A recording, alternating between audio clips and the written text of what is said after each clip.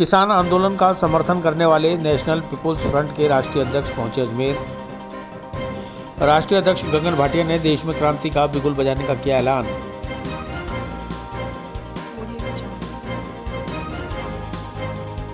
अजमेर में बेकरी के बादशाह रियल बेकर्स, जहां आपको मिलेंगे best quality eggless cakes, pastries और सभी तरह के confectionery items.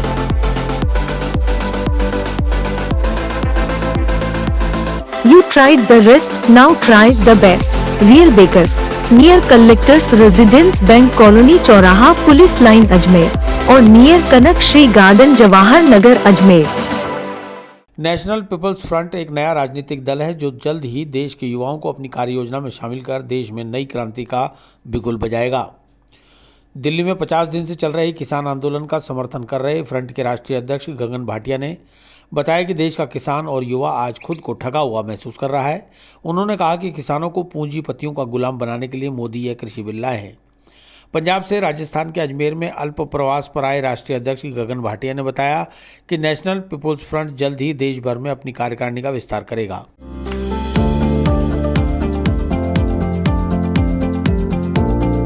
Mohan watch and mobile, Ajmer शहर में 4 प्रतिष्ठान, आपकी अपनी मोबाइल की दुकान।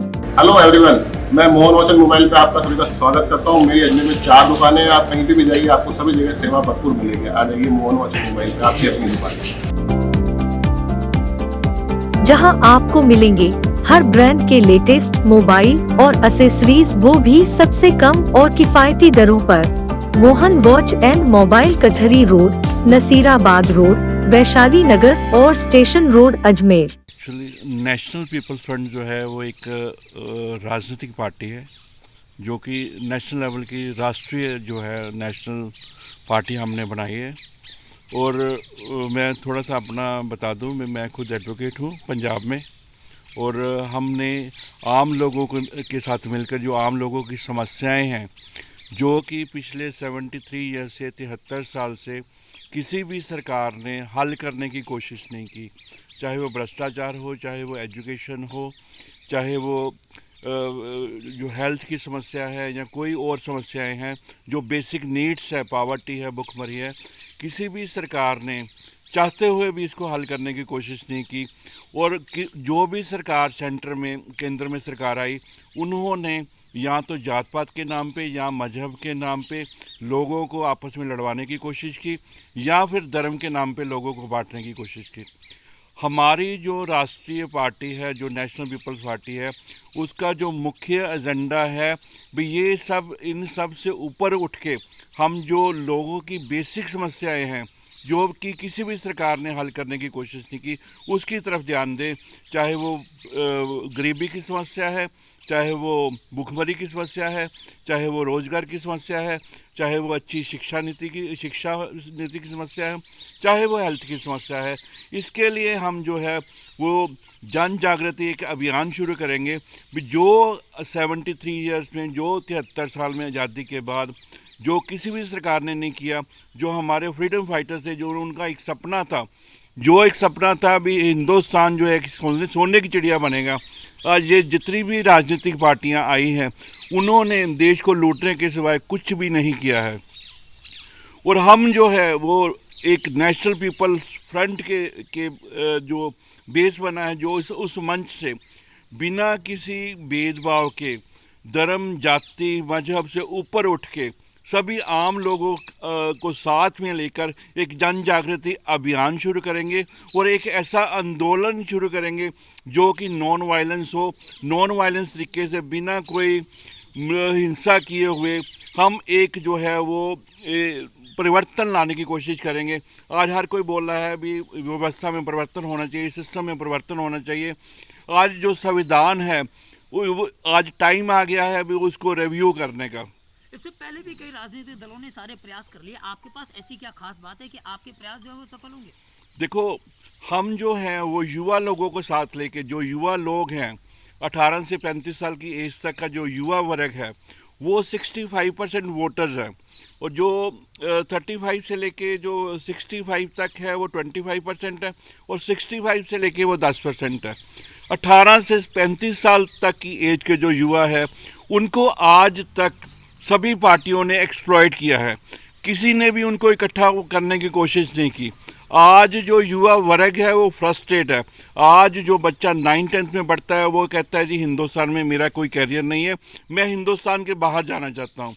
आज 10 साल के बाद जो युवा पीढ़ी यहाँ से ख़त्म हो जाएगी और हम जैसे लोग ही यहाँ पे रह जाएंगे।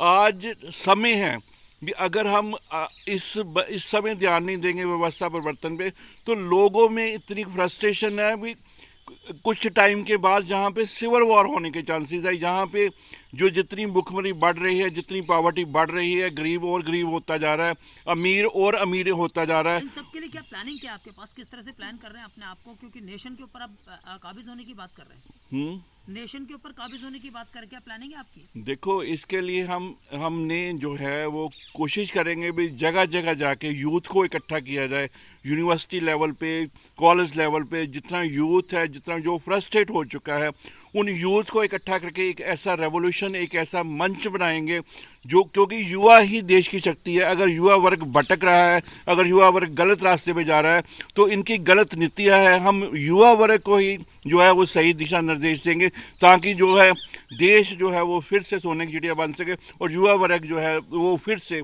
आगे आ सके और युवा वर्ग में कॉन्फिडेंस पैदा हो भी यही हमारा देश है, इस देश को ही हमने आगे बढ़ाना है। और एक बात मैं और कहना चाहूँगा, आज जो सबसे ज़्यादा चर्चा का विषय जो है वो किसान आंदोलन बना हुआ है। हमारे जो माननीय प्रधानमंत्री जी कह रहे हैं भी ये किसानों का आंदोलन जो है ये पंजाब और हरियाणा तक ही सीमित है, और हम जो है वो ये उनसे विनती करते हैं हाथ जोड़ के भी ये जो किसान आंदोलन है ये पंजाब और हरियाणा के साथ किसानों की जो समस्या नहीं है, ये आम लोगों की समस्याएं हैं। क्योंकि जो भी इन्होंने कानून लागू किए हैं वो किसानों के हक में भी नहीं है और आम जनता के हक में भी नहीं है। और जो ये कानून लागू हो गए और आगे चल के जो ये आम लोगों के जो जनजीवन पे असर पड़ेगा, महंगाई बढ़ेगी, भ्रष्टाचार बढ़ेगा और जो कृषि भूमि है वो कुछ लोगों के हाथों में आ जाएगी और अपने मनमाने तरीके से वो अपने जो है वो दिशा निर्देश जारी करेंगे। जैसे कि बाहर के कंट्रीज़ में वॉलमार्ट वगैरह है, उन्होंने 25 कंट्रीज़ पे कब्जा कर रखा है फ्रूट और वेजिटेबल्स पे, और वो अपनी मनमर्जी का रेट तय करते हैं। ऐसे ही यहाँ पे जो है हिंदुस्तान में जो बड़े घराने हैं, जैसे वो अडानी हैं, अंबानी है, वो एग्रीकल्चर जो कि मेन जड़ है हिंदुस्तान की, उस पर कब्जा करके देश के ऊपर कब्जा करना चाहते हैं। और ऐसा हम चाहते हैं भी प्रधानमंत्री जी एक बार फिर अपने फैसले पे जो है वो रिव्यू करें और जो ये जो काला कानून है वो रद्द करे। और अगर उन्होंने काला कानून रद्द नहीं किया तो देश में ऐसी समस्याएं आ जाएंगी जो उनको संभालना मुश्किल। MD मोबाइल सिटी आपके लिए लाया है भरोसेमंद मोबाइल रिपेयर सर्विस और शानदार मोबाइल एक्सेसरीज की नई रेंज। तो नए मोबाइल फोन खरीदने से पहले आइए MD मोबाइल सिटी पर, जहां हम आपके पुराने फोन को तैयार करके बना सकते हैं बिल्कुल नया। आपके शहर में मोबाइल रिपेयर सर्विसेज और मोबाइल एक्सेसरीज का एकमात्र विश्वसनीय संस्थान MD mobile city, Gandhi Bhavan के सामने, स्टेशन रोड, अजमेर।